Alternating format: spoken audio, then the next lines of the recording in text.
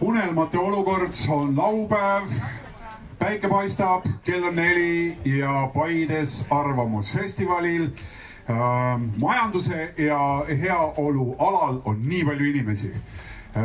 Tõesti suur rõõm, tervitus kõigile, aitäh, et olete tulnud ja majanduses ja heaolus tõmbame nüüd vektorid, mis ristuvad teema juures majanduslik tulemus ja tervis ja järgmise tunni ja peale jooksul arutame siin, kas õnnestuks luua selline olukord, et kui paraneb inimene, siis paraneb ka majandus, kas nende keskmiste näitajatega, millega me seisame silmitsi praegu, midagi ette võttes, midagi meie meditsiinis, meie ravisüsteemis, ravimaailmas muutes, oleks võimalik saada ka paremad tulemused näiteks riigi eelarve vaates ja kuidas see siis võiks välja näha.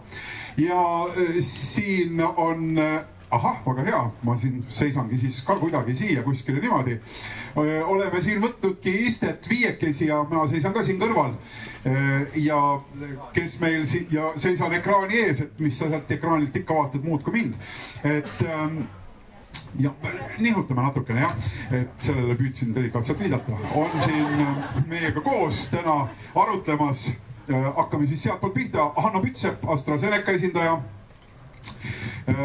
doktor Alan Altraja, Tartu Ülikooli pulmonoloogia professor, siis Riina Sikkut, terviseminister, tema kõrval Maivi Parv, Tervisekassa juhatuse liige ja Kaspar Oja, Eesti Panga ökonomist on samuti siin. Mina olen Urmas Vaino ja hea meelega vahendan nii teie küsimusi, mida siin platsil olles saab küsida. Küsimusi võtab ja korjab kokku teilt Teele. Nii et võib-olla rohkem kui mind on põhjust hüüda Teelet, et siis Teele sööstab teieni. Ja olles siin platsil arvestage siis sellega, et me oleme ka täiesti rahvusvahelises telepildis, nimelt Delfi.ee kannab selle arutelu üle kogu planeedi. Nii et kes tunneb, et see tema siin olemist kuidagi piirab või takistab või muudab, et siis peate jah selle faktiga arvestama. Aga tõesti, et kutsuge siis Teelet, kui tahate juurde öelda, juurde märku anda ja me hea meelega teie kommentaare kuulame, teie küsimusi püüan mina siis menetleda ja edasi samamoodi vahendada kuulajatele, aga kommentaare kindlasti. Paraneb inimene ja paraneb majandus ja võib-olla alustaksime äkki praegu siis sellisest hetkeolukorrast, et kuidas seda situatsiooni, mida me mõeldes Eesti meditsiinisüsteemile, aga konkreetsemalt meie tervisenäitajatele, et kuidas me seda olukorda tajume. Me oleme aastaid rääkinud sellest, et me võib-olla ei pane piisavalt vahendeid selle jaoks, et meditsiinisüsteem saaks pakkuda parimat teenust. Me oleme rääkinud sellest ohust, et ühel hetkel on Tervisekassa eelarves auk ja vahendeid sinna on väga palju juurde vaja. Ma küsin nagu poliitilisest vaatest. Riina, teie ministrina, tegelikult me sinatame alati, ma ei tea, kas me sinatame siin praegu ka, jah. Et Riina, sina ministrina, et kuidas sa siis kirjeldad seda olukorda, kuidas sina tajud seda, kus me terviseküsimustes oleme? Ma saan aru, et mind kutsuti siia ministrina, aga tuleb välja, et ministritel on olnud elu ka enne poliitikat ja juhtumisi mina oma bakalaureuse õppe lõputöö kirjutasin tervise ja majandusarengu seostest.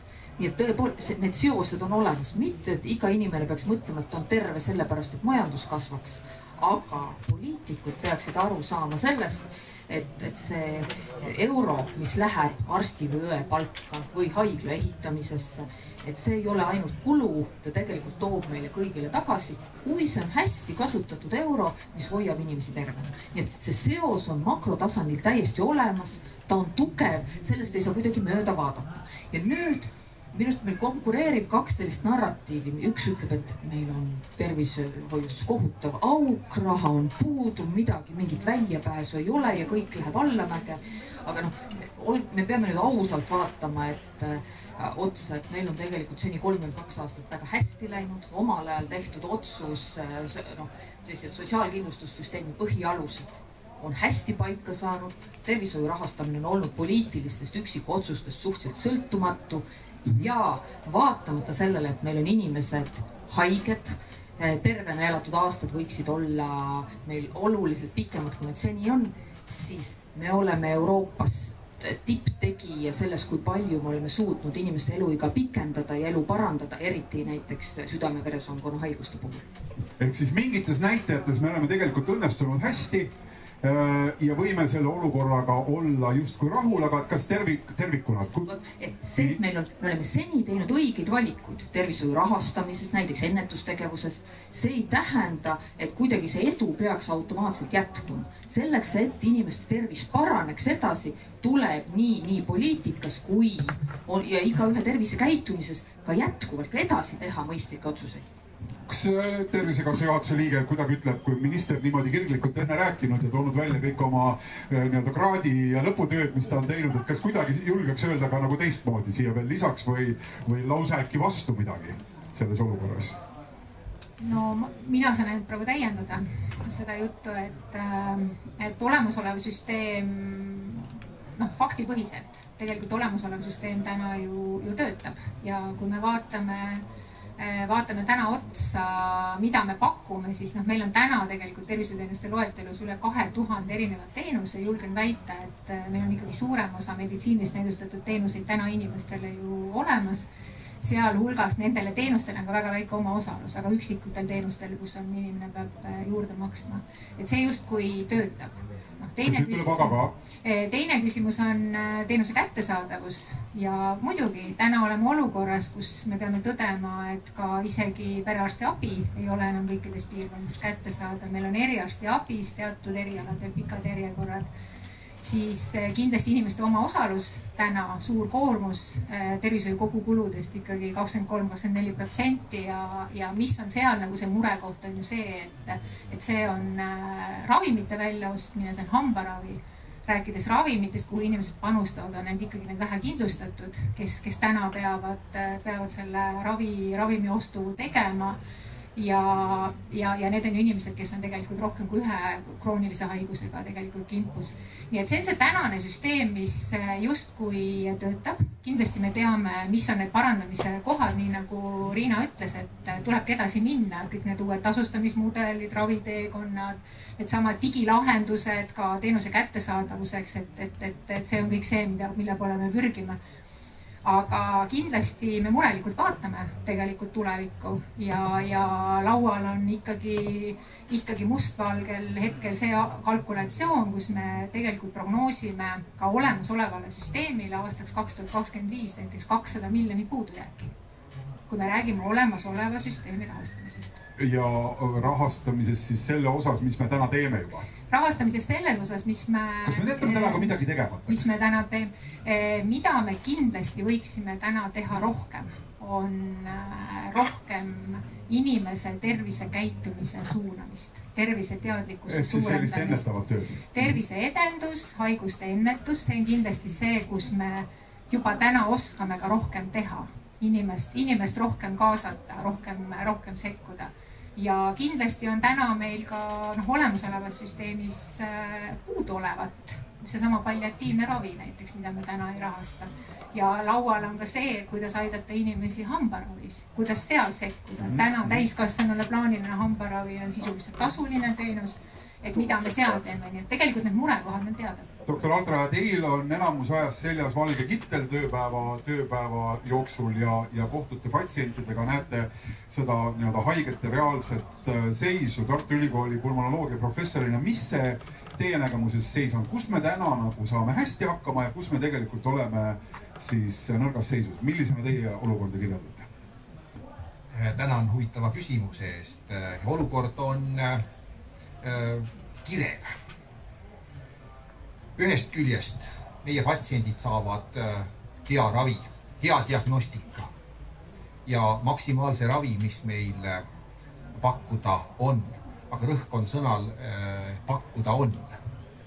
Sellepärast, et võib-olla natukene oponeerides doktor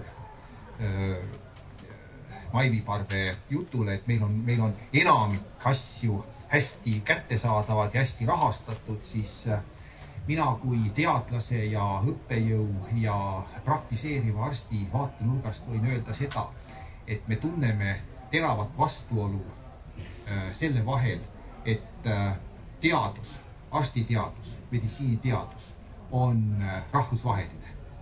See on absoluutne kogu planeedil, nii nagu härra koosoleku juhataja ütles, et see on globaalne. Samas teadustulemused on kättesaadavad samamoodi. Uued ravi- ja diagnostikameetodid, uued ravimid on kättesaadavad meile nagu teadmiste mõttes, aga mitte praktilises mõttes. Kas selle tõttu... Ja selliselt töötades, et sa tead palju, oskad põhimõtteliselt paljusid asju, aga mitmed kaasaegsed siis diagnostika ja ravivõtted ei ole kättesaadavad, siis see on niisugune tööstressi koht ja tervishoiu personali. No ma ei räägi kõigist, mis meil tegelikult töötades, mis problemaatika kokku puutume, personali puutus ja selle jätaks praegu kõrvale. Jätaks selle, mis puudutab diagnoosimist, haiguste avastamist nii tehnoloogilises mõttes kui ka siis, ütleme siis praktilises mõttes ja ravi, nii ravimid ennekõike, uued, mis võimaldaksid ravida patsiente paremini, suurema efektiivsusega ja väiksemate kõrvaltoimetega. Sellest me tunneme puudust. Lihtsalt tahtmata korraks me juba nagu siit sellist kujunevat jutusond väga kaugele sellest peamisest voost viia. Mida te nagu inimesena, arstina tunnete selles olukorras, kus te näete, et siin on miski, mida võiks justkui ravida, sest et siin on nagu võimalused olemas. Rahvusvaheliselt ma tean, sümpoosiumil räägiti, konverentsil kohtusin kolleegidega, kuulsin, nägin andmeid, aga mul ei ole anda. Kuidas te seda olukorda selgitate? Kas te ütlete, et oi, et seda ei saagi, nii-öelda bluffite ajate nagu patsiendile kärbseid pähe, räägite ausalt, et Eestis ei saa või kuidas te lahendate selle olukorra? Me oleme ausad. Me arvestame patsiendi, ütleme siis, patsient on meie partner, me arvestame tema taset ja vestleme maksimaalselt. Mõnikord on lihtsalt ikkagi see tase ka, kus te ütlete lihtsalt ei saa ja kõik. Et on ka sellise tasemega olemas. Et ma ei saa ravida ja sellised olukorrad ei domineeri kahtlema. Selge, no hea kuulda. Aga mis need olukorrad on, kus te siis nagu komplitseeritult räägite või detailirohkelt seletate seda? On valdkondi, kus me näiteks ravime patsiente sama toimerühma ravimitega, aga need ravimid on juba 20 aastat vanad, sest uuemad ravimid on teatud põhjustel kallimad, annavad paremat efektiivsust, aga kui me lahendame, näiteks püüame lahendada olukorda, kus ravim on näiteks 2 korda kallim, aga on ainult 1,2 korda efektiivsem, mis on tegelikult patsiendile väga oluline vahe. Ja siis need olukorrad on, ma ütleksin, raskemini lahendatavad. Aga on olukordi jällegi, kus ravim on kordades efektiivsem, aga 10 kordades kallim. Jällegi aitaks meid parandada elanikkonna tervise näitajaid, aga selle kättesaadavaks muutmine võtab lubamatult palju aega ja ka uute meetodite kättesaadavuseks muutumise, ütleme, protsent. Doktor Aldre, te toote nüüd hästi palju juba neid dimensioone, hakkame neid kohe kõiki võtsma hetke pärast natukene nagu lähemalt. Kõik on tähele pannud, et me tulime täna siia ju arutelule, mille korraldab AstraZeneca ja ma tean, et Hannol on mõned näited valmis pandud, aga enne veel Hanno, Kaspar, kas nagu põhimõtteliselt rahvusvahelises käsitluses, kui palju vaadatakse, selliseid siis olukordi, kus noh, eks ju, on vaja teha justkui mingi kulu või on valik selle kulu osas ja kui palju nagu kaalutakse seda, et mis see tagasi toob, kui täpselt me võime mingite asjade osas nii-öelda seda tagasitoomist hinnata. Et kui keegi tuleb ja väidab, et noh, siin, ma ei tea, innovatsiooni euro sisse tuleb 2 tagasi. Kas sa usud neid jutte? Kas see on nagu miski, mis tegelikult nagu töötab või siis nagu mitte? No, siin on küsimus on siis selles, et kuidas me analüüsime seda, et kas mingisuguse avaliku sektori või ka teada erasektori puhul on see käib samamoodi. Tegemine annab siis midagi juurde. Et selleks tehakse just sotsiaalmajandusliku tulukulu analüüsi ja noh, tavaliselt kui keegi üritab oma niisugust ideed maha müüa, näiteks ravimifirma tahab, et tellitakse tema ravimit, siis on see taga mingisuguse konsultatsioonifirma analüüs. Ja noh, mida me aeg-ajalt võime näha nende puhul, et nad näitavad tõesti väga suuri niisuguseid efekte, aga me peame selle läbi analüüsima, et kui realistlikud need on, missugused eeldused. See ikkagi analüüsitakse? See ikkagi eeldab analüüsi. Võib-olla üks niisugune avalikkusesse rohkem jõudnud lugu näiteks oli Tallinna linnahall ja selle renoveerimine. Et kui palju see tooks äkitselt turismi tulu juurde. Aga nüüd me peame mõtlema, et kas need eeldused ikkagi nagu, mis on tehtud selle mudeli, kas need reaalselt on ikkagi kehtivad.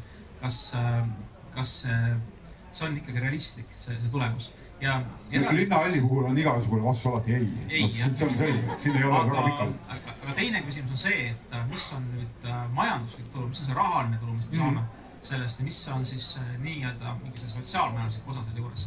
Et no näiteks toome jälle mitte tervise näite, no ise olen mitte tervise valdkonnast, siis näiteks maantee renoveerimine või maantee laiemaks ehitamine teeb inimeste koju jõudmise kiiremaks. Mis tähendab seda, et inimesed saavad tänu sellele näiteks 10 minutit rohkem telekat vaadata.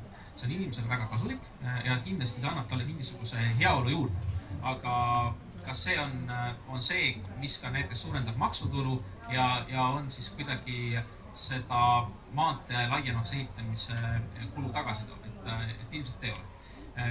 Tervishoiu puhul ma arvan, me tegelikult ei peaks rääkima rahast.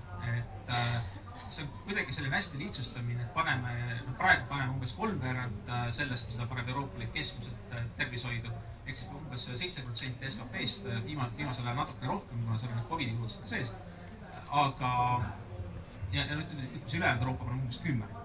Et see, et me hakkame rohkem raha sisse panema tingimata ei tähenda seda, et me saame kohe rohkem vastu, sellepärast, et selles süsteemis on oma teatud inerts, et meil ei ole rohkem arste kiiresti kusagilt võtta, et neid peab koolitama hakkama. Isegi medõdedega on raske, sellepärast, et nende koolitamine võtab ka aega. Ehk seda probleemi ei saa tingimata lihtsustada sellele, et paneme raha juurde ja läheb kohe olukord paremaks. Me ei lihtsustame siin midagi. Me ei lihtsustame, ikkagi vaatame asjad kogu sügavusega läbi. Riina tahtis märkida ja siis kohe Anne juurde.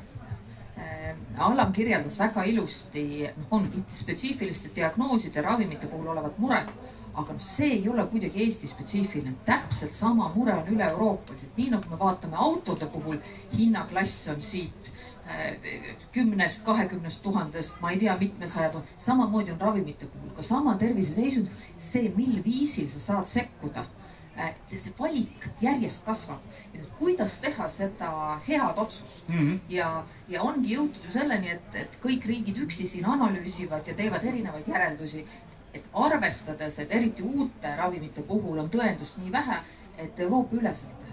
Et võtta see kliiniline efektiivsus, kõik ohutus, sellise, et see info on ühesugune. Iga riik saab siis teha oma rahastamise otsused, aga iga üks ei pea seda analüüsi pingutust eraldi läbi tegema. Ja teine asi, minu meelest me võiks, kui me vaatame ühe tööandja vaatest, siis on iga töötaja ja kiire tööle naasmine ja võimalikult hea tervise juures naasmine oluline. Kui me räägime majandusest või Eestist tervikuna, siis peamine võit tuleb ju sellest, et me kõik hakkame rohkem liikuma, paremini toituma, et kõik need südame-veresoonkonna haigused, seal see tervise käitumise muutumise mõju, kus sekkumine on sageli mitte meditsiiniline.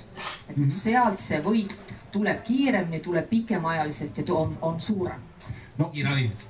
Me oleme jõudnud nüüd sellesse punkti, et Hanno, mis tunnetus on, kus me täna siis teeme teistmoodi, et me saaksime võtta nagu kokku selle, kuhu me oleme täna siia tulnud, et paraneb inimene, paraneb majandus, et meil on näha mingeid numbreid, see on siin viidatud selles meie jutu sissejuhatuses ka, et me kaotame 32% eluaastaid haigustele ja enneaegsele surmale ja see tähendab riigieelarvesse arvestatuna mingite arvetuste kaudu siis, mida peaks nagu Kaspar ütles siin, eks ju, veel üle arvutama, aga need, kes on arvutanud, näevad, et 1,5 miljardit.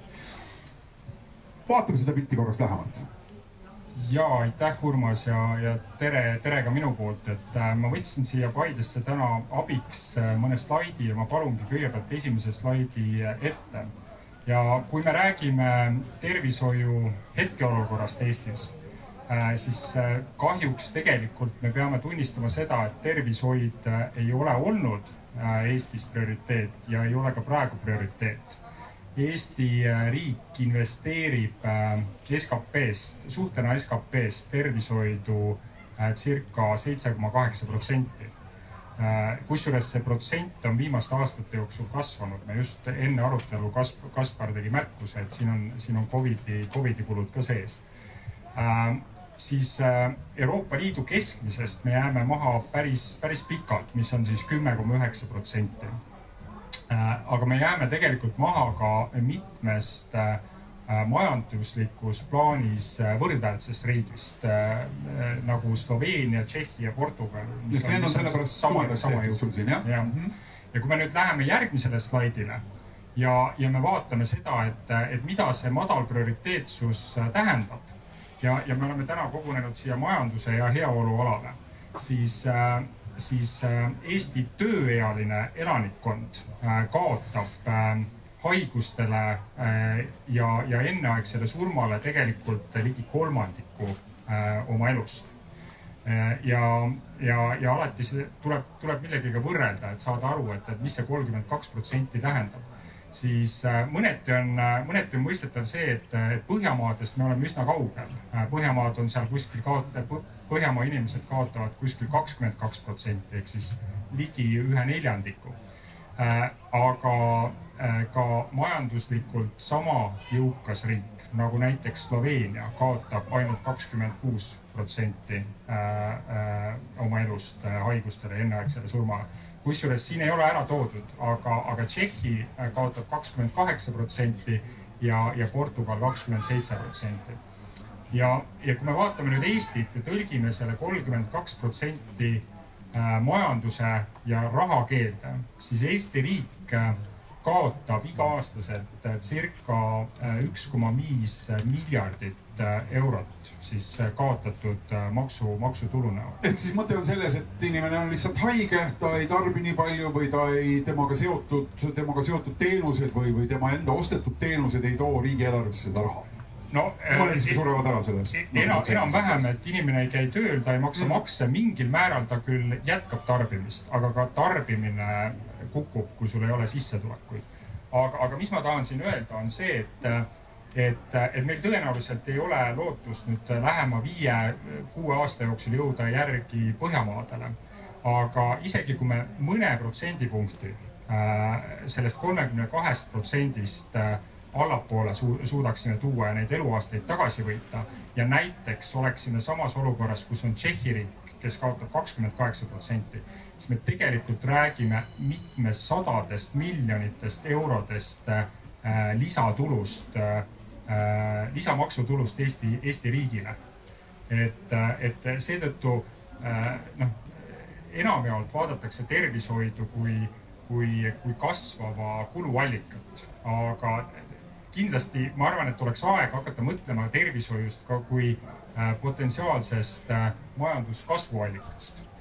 Praegu Eesti riik otsib neid kohti, kust majandus kasvama saada, kust saada lisaraha, siis tervishoidu ei tohiks kõrvale jätta. Hiljutine McKinsey raport kusjuures ütles seda, et meie geograafilises piirkonnas investeerides tervishoidu 1 euro saad sa 2 eurot tagasi. Anna Alfred, kus kohast see number nii-öelda arstipilgu jaoks, kes on sellele teemale mõelnud, kus see tuleb, et me siis saame selle suurema kaotatud aastate kaotatud aastate arvu. Mis see on, mis selle meile genereerib? Sest kui ma võrdlen nagu Põhjamaaga, vabandust, kui siin on soomlasi, aga meie joogikultuur on üsna sarnane, eks ju, et võiks arvata, et me teeme seal mingi sellise metsiku. See on levinud vale arusaam. Soome alkoholi tarbimine väheneb iga aastaselt, nad on jõudnud alla 9 liitri peale inimese kohta ja vaatamata sellele, et meile tundub, et nad jubedalt joovad, tegelikult nad teevad midagi paremini kui meie. Okei, siis see ei võta ära, eks see, et me võib-olla on siis selles meie suures alkoholi tarbimises seal see küsimus, et me paneme ikkagi sama rauaga edasi, aga kust see veel tuleb? Kust see veel tuleb? Mis haigused need siis on, mida me põeme, mis selle meile kokku annavad? Kohe räägin põhjalikult. Võib-olla pikka loengut ei pea, aga siin oli juttu alkoholist. Alkoholi tarbimisest, liitritest, puhtast absoluutalkoholist per capita aastas.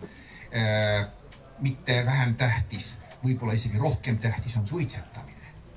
Soome on Põhjamaa.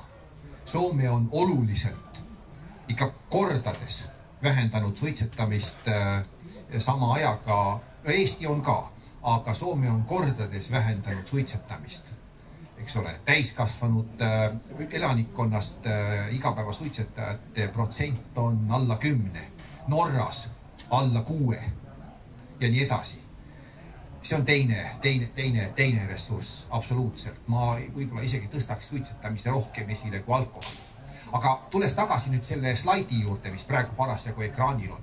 Vaadake, kui ilusti paistab tõenäoliselt statistiliselt oluline, teadlase pilguga võib seda vaadata, kui ilus statistiliselt tõenäoliselt oluline korrelatsioon on selle ülemise protsendi ja alumise protsendi vahel. Negatiivne, kuid oluline korrelatsioon. Mida suuremad on tervishoiukulud, võtame siis absoluutskaalal dollarites per capita, per aasta või eurodes, või siis protsendina SKT-st üldse, siis muidugi omaette diskussioon on, kuidas seda raha jaotama hakkame, kui me kord raha juurde saame.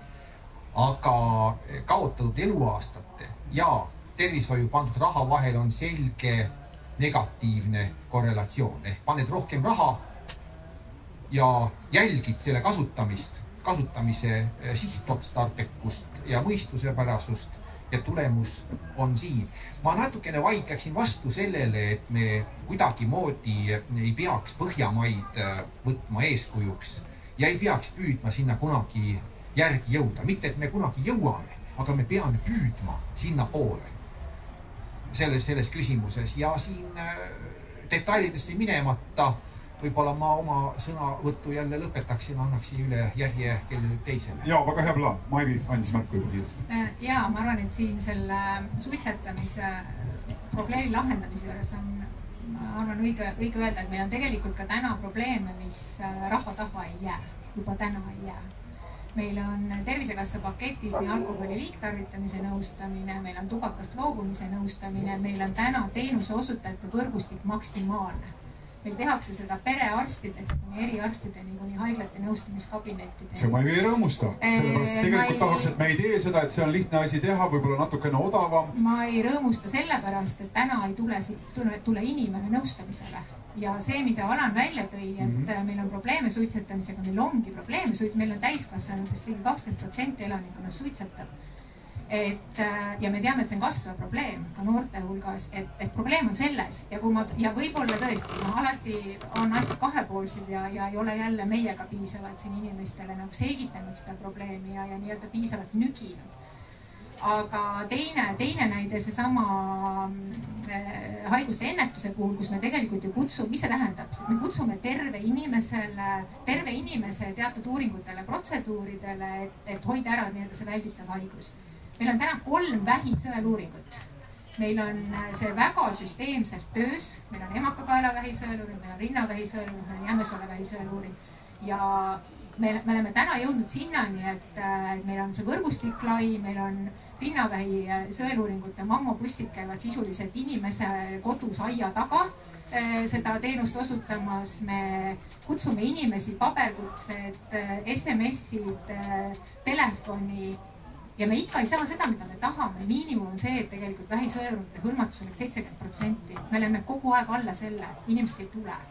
Ja mida me tahame ju vältida on see, et me avastaksime selle vähi võimalikult varases staadiumis ja et ta oleks ravitav. Kas see Maivi tähendab, et te oletegi käega löönud, et ärme pane rohkem raha sisse, et ega sealt tagasi ikka ei tule? Ei, siin selles suhtes ma arvan, et sellesama vähi sõeluringute osas on nii-öelda see nügimine algusest lõpuni, et meil on väga selge plaan, me teame, keda me peame kutsuma, millal, meil on teenusosutajate võrgustik, meil on kutsed, meil on aruandlus, kusjuures see aruandlus on täiesti avalik. Tervisekassa kodulehel saab seda igaüks vaadata, kuidas nende hõlmatustega nii-öelda need numbrid jooksevad. Seda tuleb hoida töös. Loomulikult ja seda tuleb üleval hoida ja pigem võib-olla ikkagi jälle nagu käitumisteadlasi appi, et kuidas inimestele see arusaadavaks teha. Aga selle sõltuvusnõustamise osas on kindlasti veel kõik need kampaaniad ja see kõik ees. Hanno?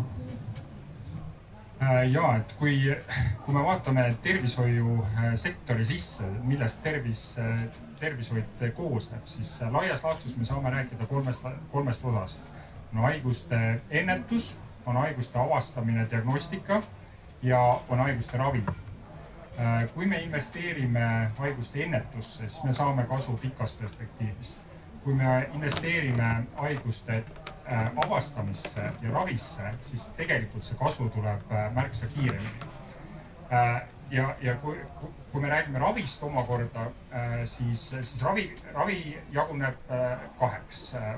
On raviteenused ja on ravimid. Ja mina kui ravimifirma esindaja saan tegelikult tähelepanu pöörata siin ravimite kättesaadavuse hetkeolukorrale Eestis ja ma palun järgmise slaidi ka ekraanile. Et siin te näete kogu Euroopa pilti. Ja statistika näitab meile seda, et me oleme Euroopa viimaste riikide seas kahjuks. Viimase 4 aasta jooksul Euroopa Ravimiameti poolt heaks kiidetud 168 innovaatilisest ravimist on Eestis kättesaadavad ainult 31, mis on veidikene alla viiendiku. Ja tegelikult veel olulisem siin on see, et sama jõukad riigid nagu jällegi Tšehhi, Portugal, Sloveenia, Tšehhis on rohkem kui 3 korda rohkem innovaatilisi ravimeid kättesaadavad. Portugalis, Sloveenias rohkem kui 2 korda. Aga mis on kõige kõnekam fakt tegelikult on see, et riigid, kes on meist palju vaesemad, nagu näiteks Poola, Ungari, Bulgaaria, Rumeenia, Horvaatia ja isegi Läti on meist mööda läinud. Aga nendes riikides on tegelikult ravimite kättesaadavus kordades parem.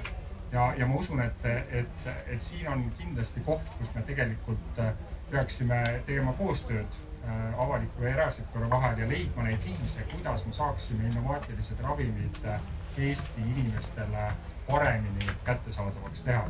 Ma korra küsin, Allan, kas see on nüüd see olukord, kus patsient istub teil seal vastas ja oleneb siis sellest, kui nii-öelda sügavalt mõtleva inimesega on tegu, et kus te ütlete, et siis ei, et sa ei saa ravi või siis hakkate seletama, et meil on siin see 30 ja teistel on natukene rohkem. See on täpselt see, millest ma üritasin rääkida.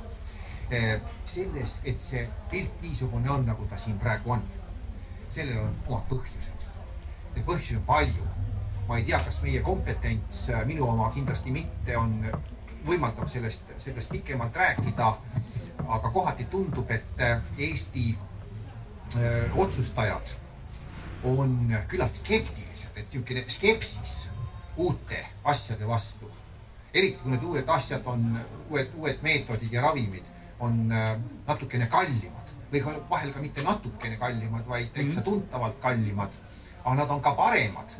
Vaadake, siin on ka selline asi, et siin on jutu Lätist, siin on jutu Poolast, Ungarist. Vaadake, inimene ostab seda, mida ta tahab. Ka vaene inimene ostab seda, mida ta tahab. Vaene inimene ostab seda, mille jaoks tal on raha. Jaa, aga ta kogub raha ja ostab ikka seda lõpuks, mida ta tahab. No, mitte lõpmatuseni, aga teatud tolerantsi piirides. Inimene ostab endale väga korraliku auto, kuigi saaks Tartust Tallinnast, siin oli maantee teemal, eks ole, juttu, et ta saab 10 minutit varem, kui ehitatakse sirgem tee ja jõuab Tartusse, siis aga sama asjas võiks ta ka Laadaga sõita või mõne 25 aastat vana Tatsuni või Mazdaga. Aga ta seda mitte ei vali, ta valib ikkagi selle parema. Samamoodi on ravimitega. Pahatihti patsient ei vali endale ravimit, vaid selle ravimi valib patsiendile arst, kellele kuulub teadmine, kellele kuulub kompetents. Ja nii lihtne see asi ongi, et noh, siin on paljusid, olen kuulnud rääkimas inimesi, et eestlane on sellise uue suhtes kõhklev, skeptiline. Eestlane on selline, ütleme, klaas on pooltühi rahvas, kui klaas võiks ka pool täis olla, eks ole. Et niisugused probleemid on kuskil on selleks põhjus. See on erakordselt nagu konkreetne ju selle kontseptsiooni, mida Hanno püüab meile siin kirjeldada, nagu selgitus ja kirjeldus, eks ju, et me võtame neid ravimeid nii-öelda nimekirja vähem ja aru saada, miks me teeme seda, sest et raha on vähem. Me ju nägime, eks ju, et kui palju me panustame vähem, me ei saagi väga palju rohkem mõtteid. See ongi täiesti otseselt seotud selle sama küsimusega. Kas see ongi siis nüüd lõpuks see, mida Hanna alguses ütles, et see ei ole olnud meie jaoks prioriteet, et kui me vaatame riigieelarvete jagunemisi, siis Eesti on olnud väga hea, eks ju, kultuurirahastuses. See tundub küll nagu uskumatu, kui vaatad, mida teatrid räägivad ja loomeisikud, aga nii on. Hariduses me oleme kõrgel kohal. Ei ole kahtlustki, et me peamegi olema suurte kulutustega, eks ju, siis kaitseteemadel. Ja kusagilt tuleb maksta lõivu. Me täna maksamegi lõivu tervishoiu rahastamises, mis on keskmisest selgelt väiksem. Ja lõpuks see peab kuskil välja joonistuma ja joonistubki siis selles, et doktor Altraja ravib hea sõna, pika pai ja nende ravimitega, mis on juba 25-30 aastat olemas olnud. Ma selgitan üle seda otsustuse protsessi, et loomulikult on meil rahakott piiratud ja seda enam me peame olema sellised konservatiivsed ja tegema väga läbimõeldud otsuseid. Me ei tee ei ühtegi uut teenust, ei ühtegi uut ravimit, meie paketti võttes me ei tee emotsiooni otsuseid. Meil on 4 kriteeriumit, millest me lähtume. Me vaatame nii sellel uuel teenusel kui ravimil, kas sellel on nii-öelda eeldatav meditsiinikasu. Me hindame selle uue teenuse ravimi kulutõhusust.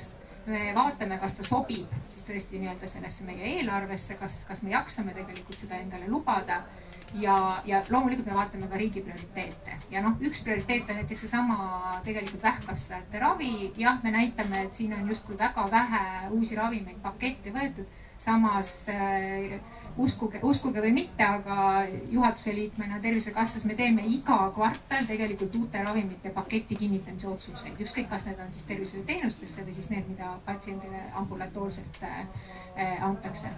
Ja muidugi, mis kindlasti mõjutab tegelikult seda teenuse saamist ja ravimi saamist paketti on see, et sellele peab eelne taotlus. Ja selle sama ravimi puhul ka, et tegelikult peab tulema taotlus meile. See, et meil on siin kitsaskohti, see, et meil on vaja teha siin koostööd. Jah, me oleme ju tegelikult sellel aastal selle lauale võtnud, et väga hea uuring oli ju Centeri uuring, kes tõi ju meile mustvalge need probleemid ette. Ja palun vabandust nende inimeste ees, kes on nüüd mitte meditsiinilise haridusega, aga me tõesti vaatame seal kõik need kulutõhusused ja kõik need farmakoökonoomilised hindamised, diskontomäärad, ravimite riskijagamise skeemid. Et ja me usume tegelikult Tervisekassa juhatuse poolt, et meil ongi aeg ka seal nagu muutusi teha, aga ikkagi ma pean ütlema, et kui me panustame ravimitesse raha juurde, siis see peab tooma ka see ravim peab muutuma ka kättesaadavaks. Me ei saa panustada raha ainult ravimi hinnatõusu. Nii et need on meie valikud. Absoluutselt ja seda peabki kontrollima, kohe annan sulle ka ikkagi, et üks-üheselt aru saada, et me mõistaksime omade inimeste asi, isegi politseinik, ma vaatasin, oli siin platsi peal enne oma, et kas me täna paneme teie tunnetuse järgi?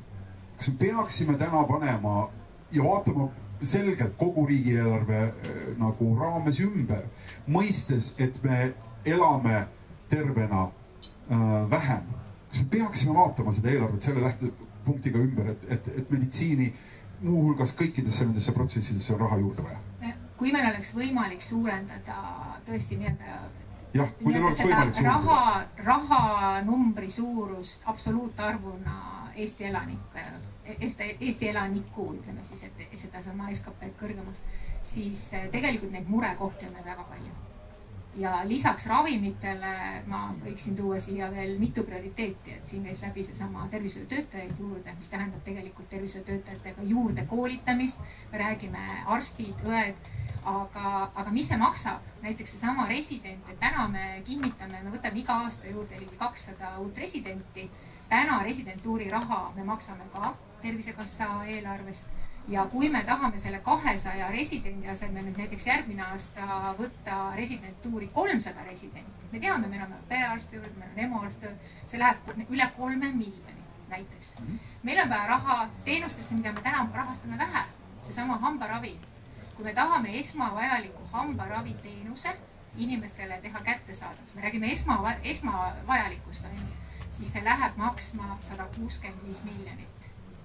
Nii et need on need kohad ja just see, et teenused, mida me täna ei ole, mida ma juba rääkisin, siis tegelikult täna ka neid meie tasustamismudeleid edasi arendades seda sama raviteekondade põhist, mida rohkem me sellele otsa vaatame, seda rohkem auke me tegelikult selles raviteekonnas näeme, mida me tahame rahastada. Sedasama koordinaatorid, tegelikult inimene ei oska orienteeruda tervishoiusüsteemis, ta peab olema juhatatud nii-öelda ühe tegi juures teise juurde, nii saab ta kiiremini kõike, ta saab tervemaks kiiremini, ta saab tööle kiiremini.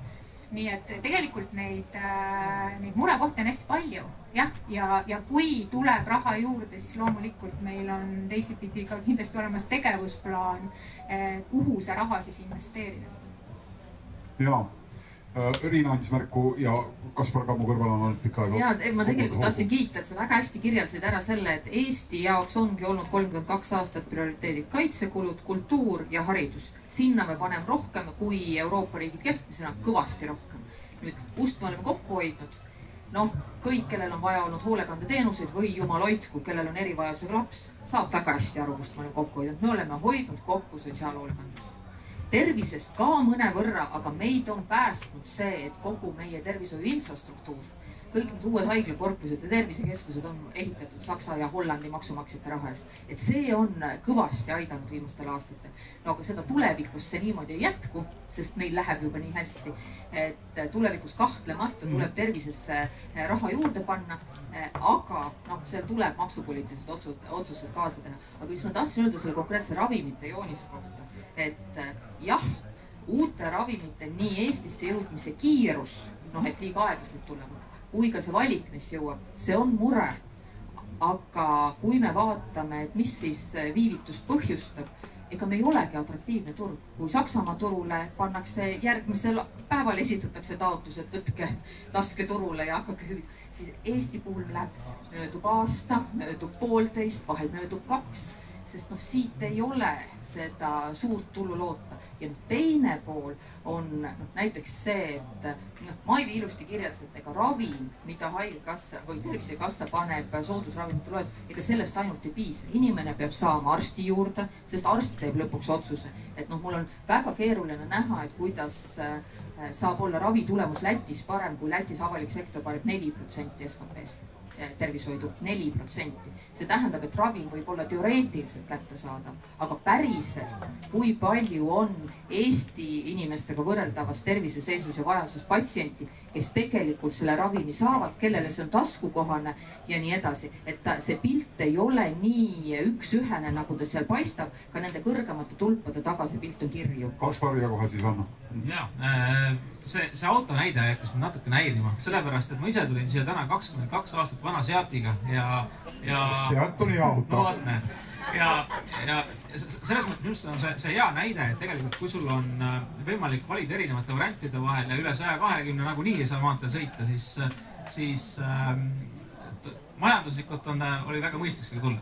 Aga minu põhiprobleem, mis ma tahtsin sõna võtta, on see, et kui ma vaatan seda statistikat, siis ma vaatasin ise ka statistikat loomulikult enne siia tulekut. Siis ma arvan, et väga suur osa sellest, mida me siin vaatame, on selline ta on selline nagu ise raporteeritud või ta on subjektiivne. Ta sõltub sellest, kuidas inimene ise on öelnud. Ja me ei saa selle... See tervena elatud aastat sa mõtled, et kuidas me tunneme ise, me küsijale ise vastame, et tunnen hästi, tunnen halvasti. Tervena elatud aastat oleks üks näide. Ma vaatasin ka statistikat selle kohta, et kui palju on inimesed siis töölt puudunud näiteks haiguse tõttu. Ja see võiks meil parem olla, see Euroopa võrdlus pole üldse halb, aga mõned riigid, kus oli sellega väga hästi, olid sellised Euroopa väga vaesed riigid, kus ma arvan, et tegelikult sellega nii hästi ei ole. Et sellise statistikaga on see probleem, et seda võib olla aeg-ajalt rahvusvaheliselt keeruline võrrelda.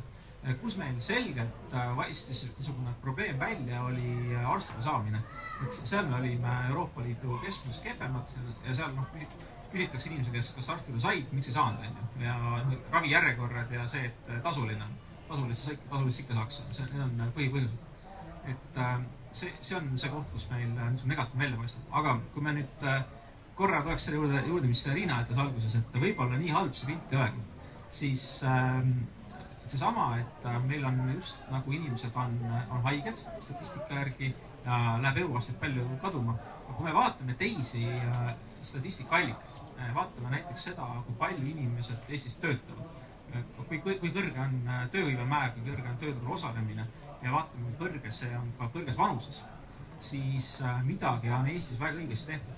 Et nad on haiged, aga töötavad ikkagi edasi. No, mul on nagu raske uskuda, et nad ikkagi saavad nii haiged olla, sellepärast, et võib-olla on haiged, aga selles mõttes töövõime on inimestel säilinud veel päris pikka aega ja sellega me oleme Euroopa võrdluses oleme täiesti, sõltub, mis allikat vaata, mõne allika järgi oleme isegi paremad kui Rootsi, aga me oleme Euroopa tipus sellega, et siin midagi on õigesti tehtud. Ja mul on väike remark Riina Sikkutile ja siis ma vastan Maivile, et täiesti nõus. Absoluutselt, see on see koht, kus erasektor ja avalik sektor peavad koostööd tegema ja me kõik teame, et Euroopa Komisjon on tegemas muudatusi seadustes ja tegelikult Euroopa Ravimitootjate Liit on väljendanud valmisolekut, et võtta see kohustus esimese 2 aasta jooksul pärast Euroopa Ravimiameti heakskiitu nii-öelda ravimisoodustaatus sisse anda. See üksi ei lahenda, kuna lõppkokkuvõttes me peame ikkagi Tervisekassaga jõudma hinnas kokkuleppele. Uskuge mind, kui me ütleme paljude ravimite puhul näeksime juba täna, et meil on üsna suured tõenäoline saada jõuda soodusravimite loetelu, siis me annaksime ka rohkem taotlusi sisse. Tegelikult ma ei tahtnud siin üldse pikalt siia jääda. Ma olen Maiviga täpselt samamoodi nõus, et piiratud ressursside tingimustes me peame väga hoolikalt valima seda, millesse me investeerime, kuhu me oma sihiku seame selleks, et võimalikult suurt kasu selle lisainvesteeritud raha eest saavutada. Ja nüüd ma palun ülejärgmise slaidi korra ekraanile, kui ma ei eksi.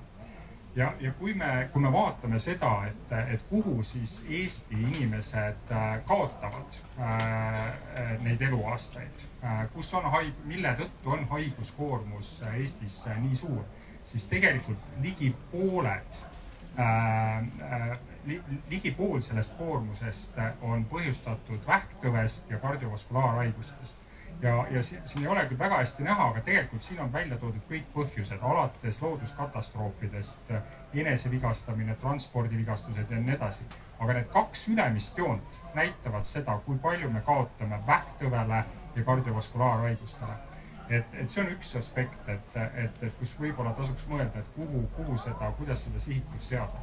Teine asi, mis ma tahtsin öelda, ja see puudutab nüüd rohkem ravimeid, et neid põhimõtteid, mille alusel ravimeid Tervisekassa soodusravimite nimekirja teenuste loetelu võetakse, ei ole tegelikult paraku muudetud viimased 12 aastat.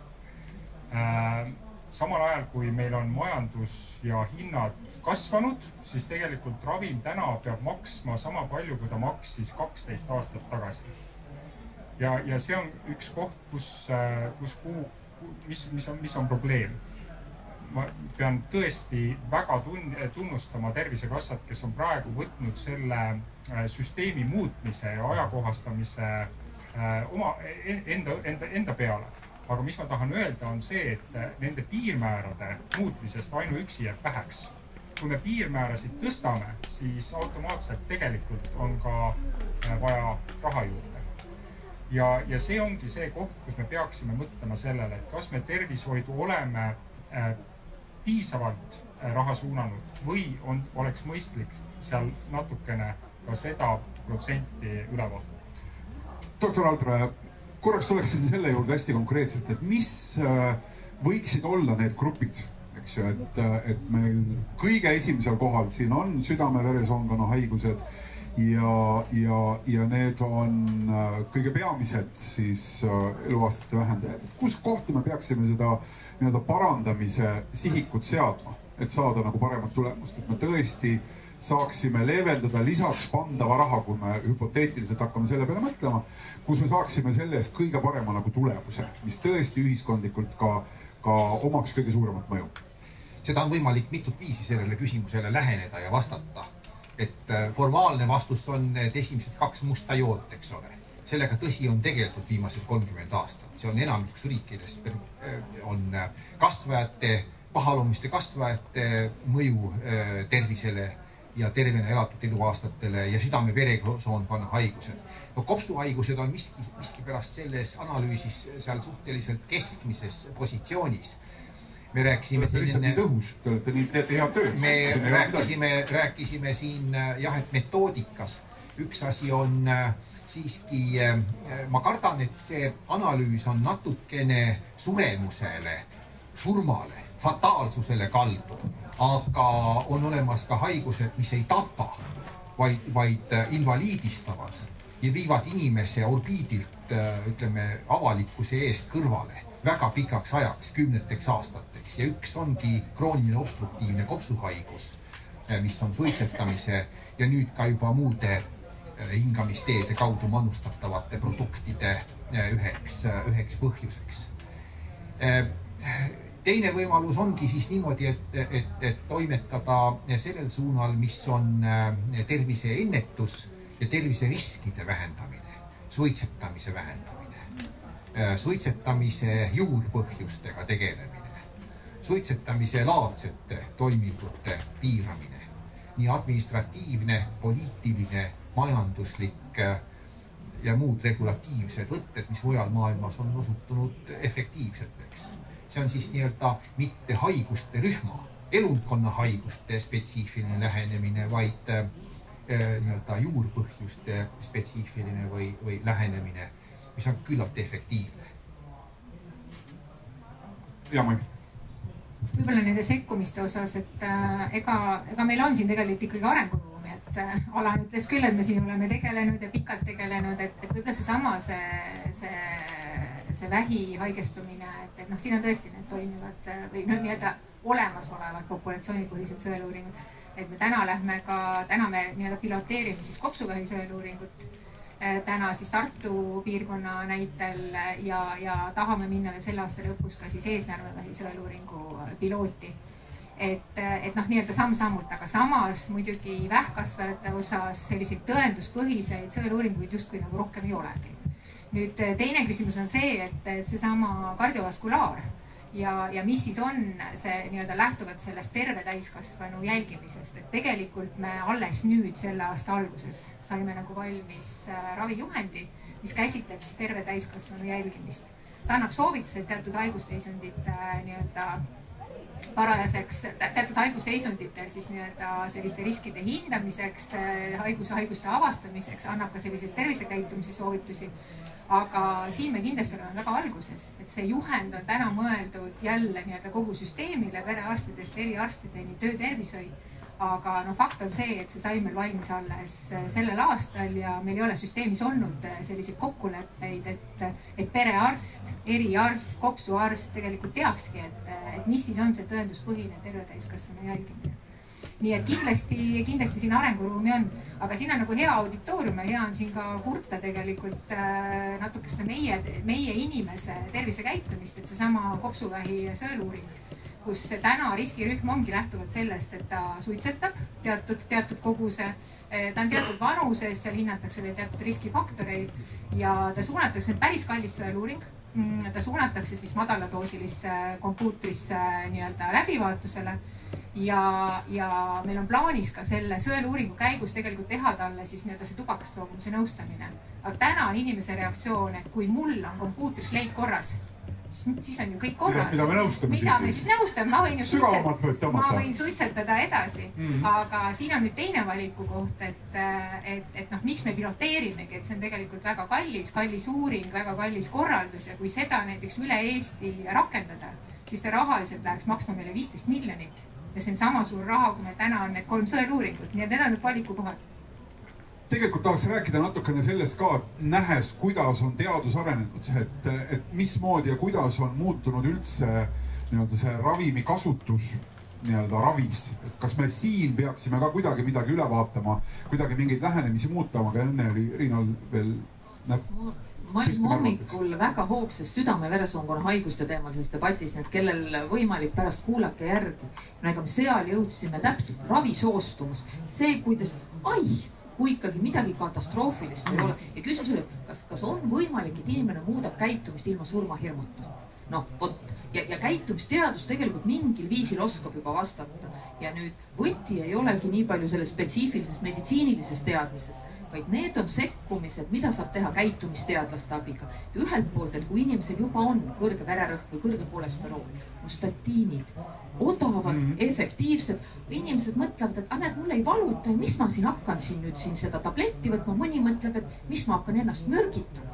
Et tegelikult see arusaam, mida teadus ja meditsiin suudavad lihtsate ja odavate ravimitega teha, see teadlikkus on madal ja ka seda valget kitlit nii palju ei usuta, et hakata igal hommikul tabletti võtma. Ja veel keerulisem on see, et kuidas inimesed saada siis liikuma ja tervislikumalt toituma, et tegelikult kõik teavad õigeid vastuseid, aga väga keeruline. Ei tea ka, see ei ole ka, see on mingi, me arvame, et me teame, aga tegelikult ei tea midagi. Vabandust, aga doktor Altraja, ma saan aru, et teile öeldakse praegu ette, et iga kord, kui kopsupilti vaatate, peate ütlema, et midagi siin ikkagi nagu on. Et siis kohe läheks asi paremaks juba. Kops on niivõrd selgesti läbinähtav organ, et elutee käidud aegade jooksul sinna ikka midagi et saate ikka alati öelda, et midagi siin on. Koguneb ja lahestub, mida vanemaks inimene saab, seda tõttu suureneb kumulatiivselt tõenäosus, et seal midagi leiab. Ma tahtsin öelda siin just rõhutada, nagu eelkõnelejate poolt välja tuli, et käitumisteadlaste osalus on selles protsessis väga oluline. Vaadake, meenutagem COVID-i vaktsineerimise osalusprotsenti Eestis. Me jäime ikkagi mitmele arenenud riigile alla. Inimeste sama täpselt puudutab siis tubakast sõltuvuse nõustamise kabinettide külastusi ja teisi sõltuvusega seotud probleeme, screening või siis sõeluuringutes osavõttu ja nii edasi. Et see tegelikult on ühe puu viljad. Üks näitab, kuidas asi on. Ja, Mai. Hästi lühidalt, kuna mul oli hea võimalus olla ka siin vaktsineerimise teemas päris tugevalt sees, siis tegelikult mul on näiteid ka, kus isegi käitumisteadlased nagu natuke jäävad nõutuks. Et kuidas saada inimesi vaktsineerima? Tegime mobiilsed bussid ja viisime siis mobiilsed bussid ja sellele bussile siis tekkis teatud järjekord ja see järjekord üha suurenes seetõttu, et kõik seisid järjekorras ja need, kes olid lõpus järjekorras, jäidki ootama, et huvitav, mida seal siis pakutakse. Ja lõpus muidugi suurem osa lasi ennast ka ära vaktsineerida. Nii et selline järjekorra tekitamine kuskil parklas, mobiilse bussi taga, jah, tuleb välja, et see tegelikult nii-öelda annab sellele vaktsineerimise soostumusele tõuke. Võib ka vastupidi töötada. Tükk teadustele tehtud. Hanno, kuidas, kui me mõtleme korraks ravimite kontekstis ja vaatasime siin neid siis innovatiivsed ravimeid, kui hästi nad on Eestis kättesaadavad ja kui palju mitte. Et selle juures mulle tundub, on ju teise poolena ka see, kuidas me neid ravimeid käsitleme. Et mis see innovatsioon seal on, kus me täna võib-olla mingid teatud põhimõtteid muutes võiksime ka saada paremat tulemust? Jah, kõigepealt lihtsalt Maivile vastuseks, et kui ma näitasin mitut slaidi ja ma näitasin, et Eesti on viimaste seas Euroopas, siis ma tahaksin tegelikult ka kiita Eestist. Kopsuvähi sõeluuring on selline, mis ei ole väga paljudes riikides nii-öelda veel sisse viidud ja Eesti on seda praegu sisse viimas, et siin tuleb väga tunnustada tegelikult Tervisekassat ja arstkonda, kes seda eest peavad. Aga nüüd Urmas, sinu küsimuse osas, et kõige ehedamalt või kõige paremini näitlikustab see välja ikkagi onkoloogias ja vähiravis. Et vähidiagnoos tänapäeval ei ole enam see, mis ta oli 10 tagasi. Kui vähk on õigeaegselt avastatud ja ütleme, et õigesti ravitud, siis tegelikult on võimalik täna ka teatud vähipaikmete puhul ja mutatsioonide puhul vähist terveks saada. Terveks see arstid klassifitseerivad seda nii, et kui 5 aastat ei ole vähki organismis olnud, siis tunnistataksegi inimene terveks. Aga miks ma sellest räägin? Et vähi onkoloogia innovatsioonis on tegelikult toimunud päris suur evolutsioon. Et kui 10 aastat tagasi need uued sihtmärgistatud vähiravimid olid mõeldud kõige viimase abinõuna, et kui kõik oli ära proovitud, siis võeti see kõige kallim ja kõige uuem ravim, mis siis aitas mõne kuu võrra elu pikendada. Täna on see sama innovatsioon liikunud aina varasematesse ravietappidesse ja tegelikult sinna välja, kus vähidiagnoosi saamisel juba oleks kõige õigem nii-öelda esimese valikuna ravida selle uue sihtmärgistatud ravimida. Sellepärast, et see on efektiivsem ja sellel on palju vähem kõrvaltoimeid. Ja jällegi, kui siit selline nii-öelda link majandusse tuua, siis ütleme, et keemiaravi on väga tugevate kõrvaltoimetega ja kui patsient saab sellist ravi, siis ta tavaliselt ei käi tööl. Siin ma vaatan Kasparile otsa. Aga ütleme, et innovaatiliste ravimite puhul see haigus võib olla nii hästi ja patsiendi jaoks nii mittekoormavalt kontrolli alla saadud, et ta saab elada täisväärtuslikku elu, käia tööl, maksta makse ja tegelikult jällegi toetada majandust. Et see on ka hästi oluline aspekt, et mis on juhtunud viimase 10 aasta jooksul nii-öelda ravimi innovatsioonis. Ma arvan, et see on natuke see koht, kus peab arutama, et kuidas kasutada seda raha, mis meil, seda 7% SKP-st, mis meil on efektiivsemalt. Ja nüüd natuke jõuda sinna kohta, et mis oli ka COVID-i ajal väga palju jutuks, et kas selline efektiivsus on eetiline, et tegelikult nad on hästi tihedalt seotud. Ehk näiteks selle sama näite puhul, et siis tööl käival inimesele anname seda ravimit ja seetõttu on see efekt majandusele kokkuvõttes positiivsem. Ilmselt ta ravim kokkuvõttes maksab vähem, kui ta lõpus saaks ikka selle ravimi, aga ta käib kogu selle aja tööl ka, kuidas haigus on. Täpselt sama küsimus võib tekkida näiteks EMO-s. Ehk et kas inimene, kes võiks järgmisel hommikul tööle minna, peaks saama EMO-s esmajärjekorras. Et tegelikult see põrkub hästi ruttu selliste eetiliste probleemidega. Ja mina ei ole küll õige inimene ütlema, et kumb siis on õige, kelle selle ravi võib anda, kelle peab selle EMO-s ette tõstma. Aga ma arvan, et kui me võtaks puhtalt seda rahalist kootarvesse, siis ilmselt selle tööl käiva inimese ravimine esmajärjekorras aitaks. Kui tohib, ma kommenteerin seda, et see EMO näide nüüd väga hea näide ei olnud. EMO-s on alati selline nähtus nagu triaaž ehk patsientide selekteerimine. See on esimene asjale küsitakse, homme lähed tööle? Ei, siia. Sa võtad ühe triaaži kriteeriumi juurde. Ei, no just nimelt, kui sa oled sattunud õhtul EMO-sse, seal sa istud inimeste taga, kes on selgelt purjus, nad ilmselgelt järgmisel hommikul tööle ei lähe. Ja siis sa mõtled, et no pagan, miks ma pean siin nüüd niimoodi istuma nende järel. Ja ilmselt ta on iga reede seal enne. See töötab ilmselt juhul, kui meil on 2 täpselt samasuguse haigusseisundiga, 2 täpselt samasugust patsienti, kellest üks on purjus ja ei ole tükk aega tööl käinud ja teine just lõpetas töö. Või oli tegemist hoopis tööõnnetusega. Töötukassa spetsialist tuleb võtta sinna nagu triaaži töö. Mitte selle juurde ma ei tahtnud. Ma saan ka arvu. Ei tahtnud väga pikalt jõuda. Vaadake, siin Hanno tõi väga hästi välja sellise inimmõistuse arenemise, niisuguse evolutsiooni, kui alul raviti patsiente vähiga, algeliste, primitiivsete, vanaaegsete, väga mürgiste ja väga suurte kõrvaltoimetega meetoditega, kuni see vähk arenes 4. staadiumini, kus tekkisid kaugsiirded ja siis võeti kasutusele see väga kallis innovatiivne medikatsioon või ravim, mis loomulikult seda patsient enam terveks ei teinud ega tee või suure tõenäosusega ei tee. No meditsiinis ei tohi kunagi öelda, mitte kunagi ei tohi ka öelda alati, vaid see tõde on kuskil seal vahepeal. Ja teine asi, mida ma natukene võib-olla ka rõhutaksin siin, see on niisugune üldine printsiip ja väljub ka minu ekspertiisi valdkonnast, et tulu ei teki maksudest. Tulu tekib tööst. Ja kui inimene käib tööl, siis tema loodud väärtus on see, mis annab tulu, mitte tema makstud maksud. Maksud on juba ümberjagamine sellest väärtusest, aga ka sellest ei tahtnud ma rääkida.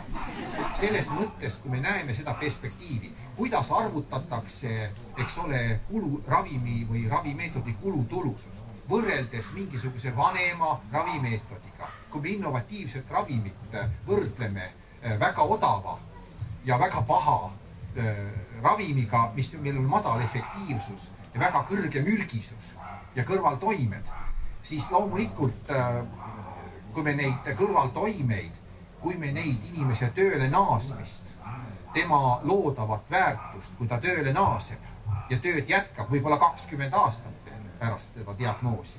Kui me seda sinna valemisse ei pane, siis loomulikult võidab see vana mürgine ravim, eks ole. Ja alles nüüd on jõutud pärast aastakümneid niisugust loogika vastast käitumist on jõutud sinnani välja kahetsusväärselt pikka ajavahemiku kuludes. On jõutud sinna välja, et juba algstaadiumi kasvajaid võiks lisaks kirurgilisele eemaldamisele paralleelselt ravida ka innovatiivse ravimiga, mis võtab ära selle, kui juhuslikult jäi organismi peitu veel mõni rakk peale selle kolde, mis oli näha ja mis eemaldati kirurgiliselt. Siin on niisugune, ma enne rääkinud sotsiaalmajanduslikku analüüsist, et siin on väga lihtne põhjus. Et kui me arvutame neid selliseid sotsiaalseid mõjusid ja majanduslikud mõjusid, need sõltuvad meie sissetulekust. Et Eesti on saanud jõukamaks ja ma arvan, et selliseid arutelusid meil ei pruukinudki parem olla, kuna ka see inimelu, millest me siis rääkisime. Seda on nii, et mõnda on halb öelda, aga sel ajal, kui meie SKP elaniku kohta oli väiksem kui praegu, siis see maksis vähem. Ja see tegelikult dikteerib selle mõjuanalüüsi samamoodi. Annan korraks veel ja kohe Riinale. Ma tean, varsti peab korraks ka ära käima, eks ju, minema teisele debatile kohe edasi. Kui palju on teie nimekirjast on puudu neid ravimeid, mida võiks varajases staadiumis nii-öelda ravimiseks kasutada, et inimesel säiliks võimalus nii-öelda siis niivõrd täisväärtuslikuks, kui saab elu olla koos algava vähiga, aga selliseks eluks. Et kui palju teie nimekirjast on puudu neid ravimeid? Te mõtlete protsenti? Ei, no mida te teate, et on olemas? Kas või arvuliselt? Võib vastata jälle ravimite nimekirja alusel. Mida te teate, et teised saavad kasutada, et kolleeg Soomes või Saksast kirjutab välja ja teie lihtsalt ütlete, et ikkagi see... See erinevus sõltub ka sellest diagnoosist, haiguse nimest, mida me ravime. See sõltub haiguse staadiumist. Kõiki kokku pannes. Ma ei ole ka ette valmistatud päris sellele küsimusele väga täpse protsendiga vastama. See on alla poole. On neid, mida me ei saa kasutada, aga teame, et sakslane kasutab, hollandlane kasutab, belglane kasutab. Käib tööl. Käib tööl ja nii edasi. See vastaksin selle niimoodi. Kui me nüüd paneme selle küsimuse natuke teistpidi, küsimusi jätame sama pidi, aga vastame, et haigusel võib olla mitu erinevat staadiumi, mitu erinevat alavormi, mille puhul me saame seda kallist ravimit kasutada ja missuguse vormi puhul, sama haigus muide, eks ole, jah, aga sama vormi puhul või sama haigus võib-olla teise paikmega või teise vormi puhul me ei saa kasutada, siis see natukene laiendab seda protsenti. Päris suur number, mis jääb kasutamata. Riina, ma ei tea, mis see repliigisoov on, aga ma panen sinna selle küsimuse juurde ka. Et mis muutus, lõppude lõpuks poliitik on ju ühiskonna temperatuuri kraadimise täiuslik masin, eks ju. Et kui ma olen ikkagi jõudnud parlamenti, kui mul on nii palju toetajaid, siis ma olen aru saanud midagi, mida inimesed ootavad, ma suudan nendega suhestuda, neile nii-öelda selle sõnumi kohale viia. Mida selle jaoks oleks vaja, et me tõesti saaksime seda puudu olevat või vajalikku numbrit hakata kasvatama Eestis? See on tegelikult see tuumküsimus ju. Ükskõik edasi vaatame, kuhu me paneme, kuidas me seda efektiivsust hoiame, eks ju. Ennetus, diagnoosimine, ravimid, see kõik on järgmine küsimus peale seda, kui me saaksime aru, et kuidas me hakkaksime väärtustama rohkem terveks olemist. Ja ma saan aru, et terveks olemine ka ei tähenda, eks ju, meditsiini, vaid väga palju teisi asju. Aga ikkagi, et kuidas? Kõigepealt teeksin selle kommentaari, nii nagu Alan ütles, et asi ei ole maksudes, asi on töös.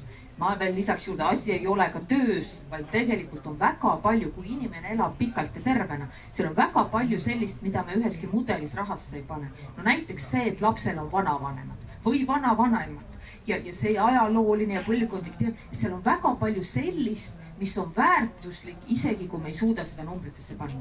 Nüüd, mis on see muutus, et tervisesse, et valija nõuaks tervisesse rohkem raha? Minu meelest see peamine, see tegelikult on väärtusvalik, et kas tervishoid ja arstiabi on midagi sellist, mida me peame olema ära teeninud.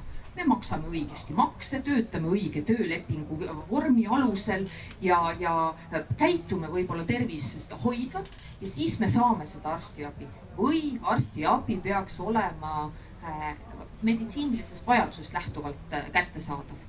Et kui sul on see siis kopsuhaigus, midagi muud ja on olemas meil spetsialistid, kes vastuvad, et siis sa peaks seda saama. Et minu meelest hästi tihti see tervise või ravikindlustuse vaidlus taandub sellele, et aga äkki siis suitsetajad maksavad ise või ülekaalulised hakkavad rohkem oma. Miks me katame nende inimeste ravikulusid, kes ise hästi ei käitu? Ja mina olen täiesti seda meelt, et kui sul on objektiivne vajadus saada meditsiinilist abi, sa peaksid seda saama. Aga nii kaua, kui me arvame, et on mingi teine viis, mitte see, et me paneme solidaarselt maksutuludest tervishoidu, võidab majandus, võidab iga inimene, võidab iga perekond. Nii kaua me võib-olla mingi teine viis seda asja lahendada. Et äkki hakkab keegi ise rohkem maksma või kuidagi me siin süsteemi sees tegeleme efektiivsusega või korraldame midagi ümber. Tegelikult on ainult üks lahendus. Me kõik soovime olla terved, see on ühiskonnale kasulik, see on meie majandusele kasulik, kui arstiabi uued ravimid on paremini kättesaadav.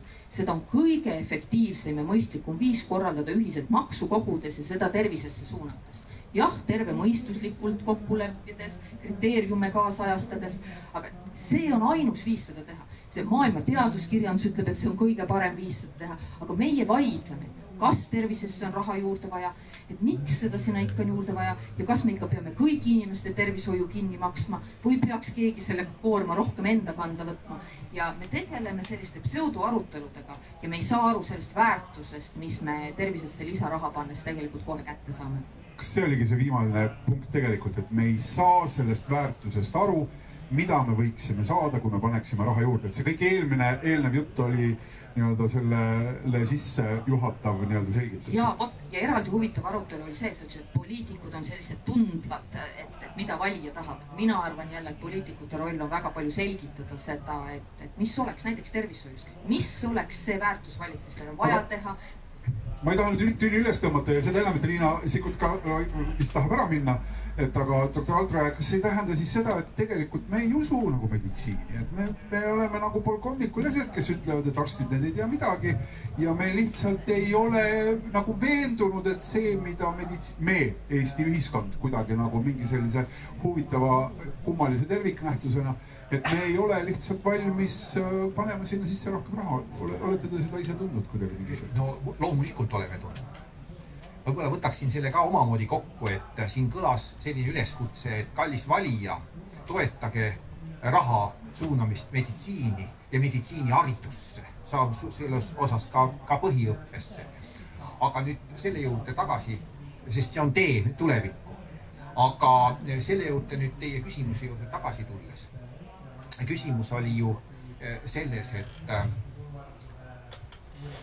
taju lihtsalt seda ära, et see tuleb tagasi tervis. See tuleb tagasi sotsiaalteadus, veel kord tulen tagasi, sotsiaalharidus, rahvaharidus, rahvateadlikkuse tõstmine. Indikaator on seesama vaktsineeritusega katmine, vaktsineeritusega kaetus. See COVID-i vaktsineerimine oli üks näide. Gripivastane vaktsineerimine igal sügisel on teine näide. Teised vaktsineerimised leetritest alates ja siis eakatel inimestel esinevate infektsioonide vastu vaktsineerimisega lõpetades, kopsupõletikku tekitajate vastu vaktsineerimine ja nii edasi. Ma ei oska öelda, kuivõrd populaarseks osutub eesnäärmevähi sõeluuring. Kui populaarne on võib-olla, kui laieneb Eestis kopsuvähi sõeluuring. Tõenäoliselt sinna patsiente tuleb, aga see siiski, see vajaks niisugust üldist sotsiaalteaduslikku lähenemist Eesti ühiskonnale, et olge head inimesed, uskuge rohkem meditsiini, uskuge selles samasse ennetusse, eks ole, uskuge diagnoosimisse ja uskuge ka sellesse ravisse, siis me kõik ühiselt saame seda asja, seda vankrit nii-öelda paremini teel hoida ja edasi arendada, sest kuigi, nagu Lennart Meri on öelnud, eks ole, tead inimesed, eks ole, me tuleme Vene ajast ja läheme Eesti aega, see oli 30 aastat tagasi. Tegelikult me oleme palju ära teinud. Kõik head kõnele Tervisekassast ja proua minister nimetas seda täpselt ära, et me oleme palju teinud. Suitsetamine on vähenenud seal kuskil 55%-lt 20% või 20% alla. Eks ole, eluiga on tõusnud dramaatiliselt. Aga me ikkagi jääme maha veel arenenud riikidest või meist arenenumatest riikidest, nii et see areng, mida me oleme saavutanud, me ei saa siia puhkama jääda, me peame edasi liikuma. Väga ilusad sellised sõnad, mille otsa tahaks öelda lihtsalt, et need ei olnud lõppsõnad. Ma väga loodan, et publikul on ka tekkinud mõtteid, soove, küsimusi, mida tahaks kas või repliigi korras kommenteerida.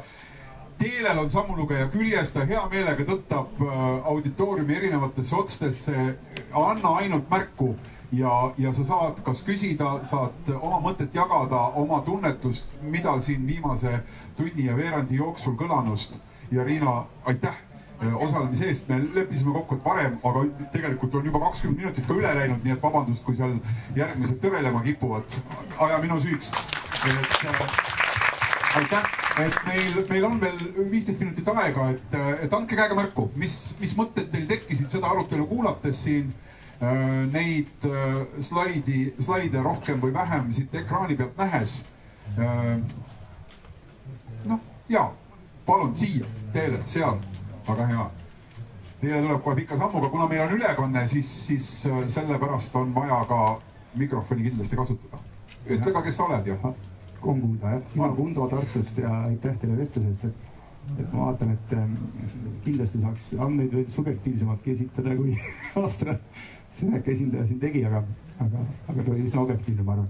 Aga küsimus tegelikult, et teil pealkirja on siin niimoodi, et paraneb inimene ja siis paraneb ka majandus, et natuke muna ja kana küsimus, et ma eelmisest arutelust tulin, kus paraneb haridus, siis paraneb tervis, et nüüd ma küsiks, et võib-olla siin saab tagurpidi seda panna ka, et kui paraneb majandus, siis paraneks inimene, et kuidas sellesse suhtuda? See täpselt seda oligi, mida me rääkisime, et kõigi nende sotsiaalmajandusliku uuringute puhul see mõõt, mis meil seal kõrval on enamasti, see on meie sissetulek. Ja kui see paraneb, siis me jõuame osta endale kallimaid ravimeid, aga me sellisel juhul saame neile ravimitele ka netopositiivse mõju, et see on kindlasti tihedalt seotud.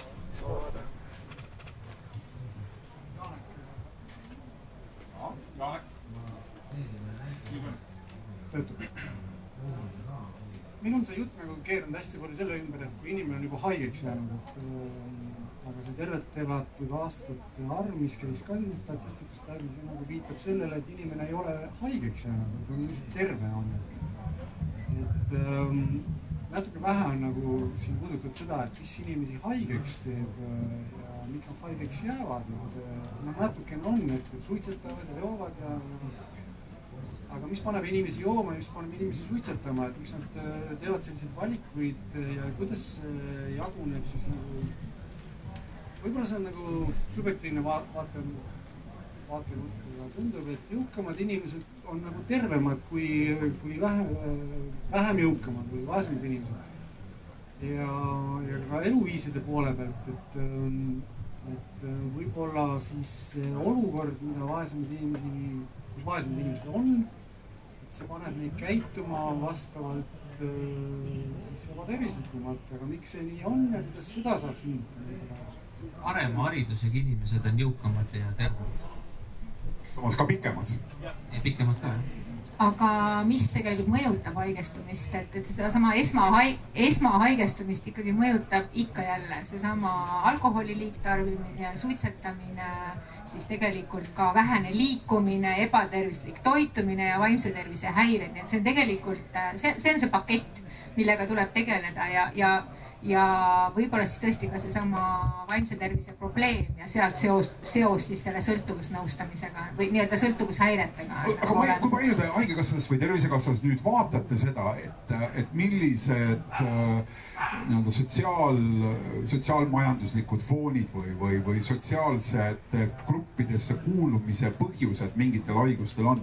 Kas me seda vaatame, et kus nad tulevad, kuidas nad jõuavad lõpuks meditsiinisüsteemi, kui palju me seda uurime ja püüame sealt siis mingit ennetustööd teha? Tervisekassa seda konkreetselt analüüsinud ei ole, et täna meie selline analüüsi andmestik on ikkagi seesama teenuse kasutus ja raviarved, retseptid, töövõtluslehed, aga kellega me koos vaatame ja laiemalt seda teeme kindlasti Tervise Arengu Instituut.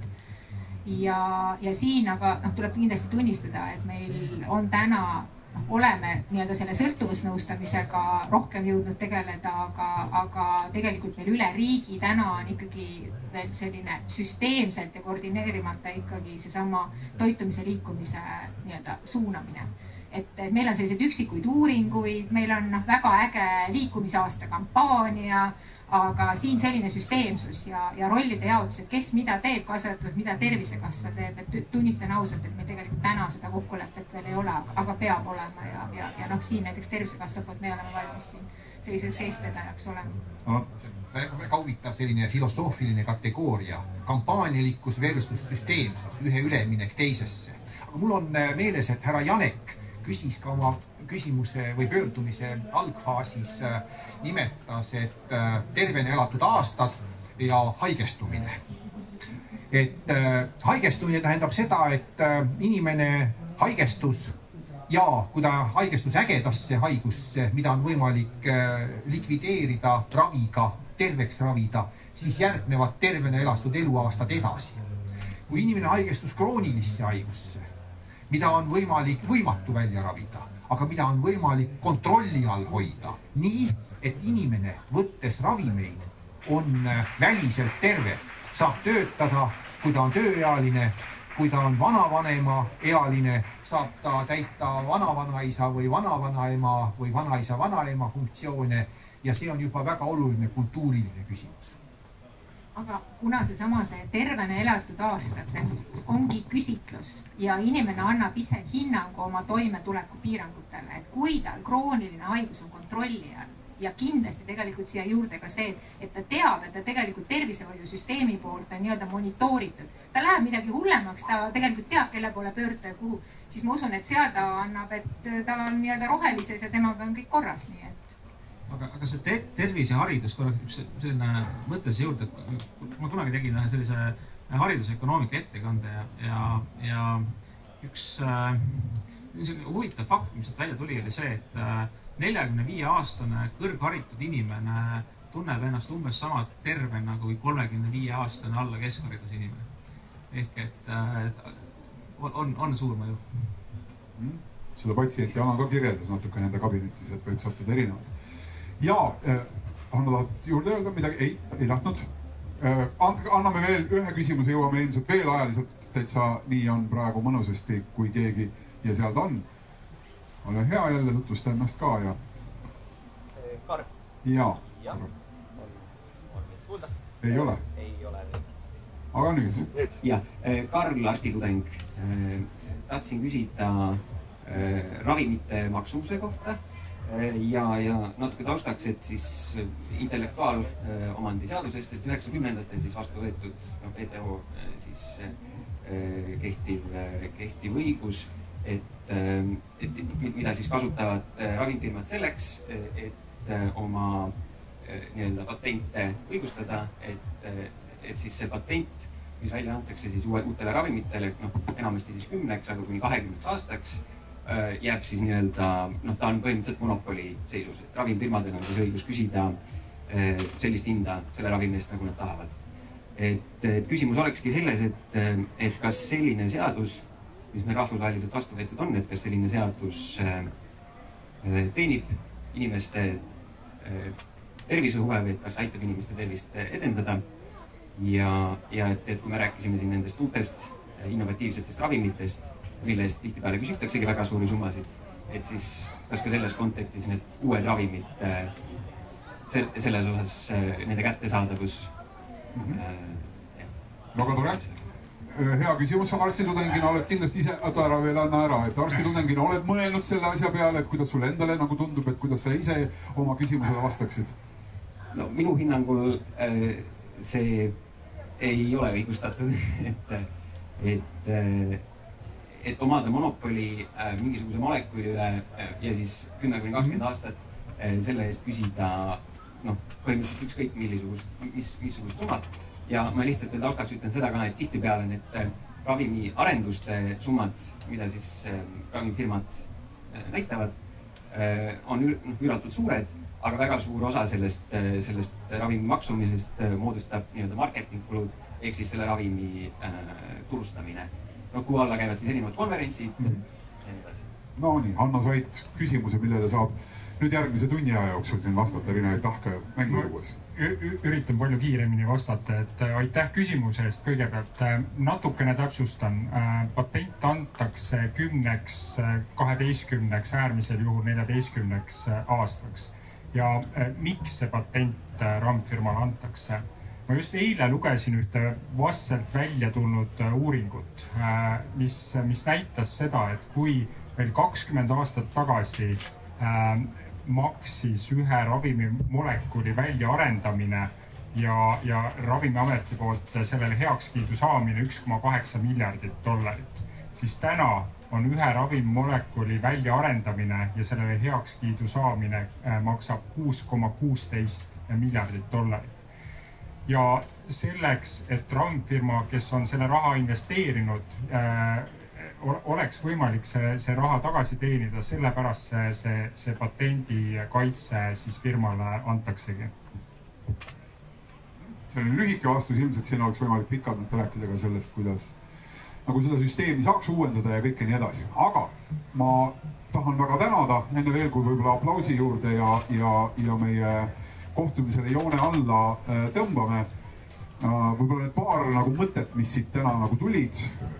Mulle tundub küll nii, et osalejad nentisid, et meditsiin ei ole Eestis olnud nende prioriteetsete tegevuste nimekirjas.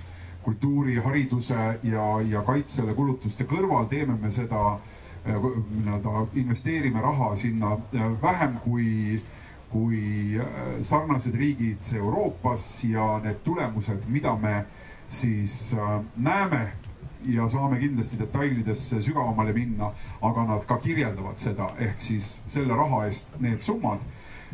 Edasi, mulle tundub, oli siin täna nagu kokkulepe ja arusaamine selles, et kõik see, mida me teeme ja kuidas me siis meditsiiniraha juurde anname, nõuab nii-öelda kompleksset nägemist, nõuab arusaamist kogu selle ahela osas, kuidas me kõigepealt nii-öelda ennetame haigeks jäämist, seejärel kuidas me seda siis diagnoosime ja kuidas me ravime, et see kõik on ühel lehel ühe skaala nähtused ja tegevused.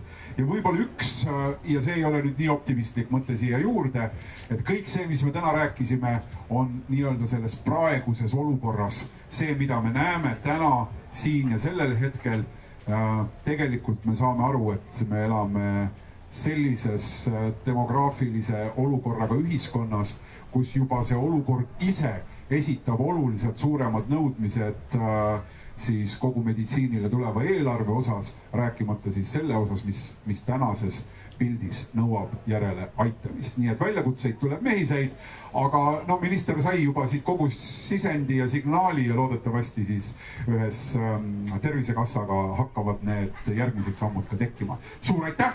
Selle arutelu eest osalejate seas olid Hanno Pütsepp, AstraZeneca esindaja, doktor Alan Altraja, Tartu Ülikooli pulmonoloogia professor, doktor Maivi Varv, Tervisekassa juhatuse liige ja Kaspar Oja, Eesti Panga ökonomist. Suur tänu teile!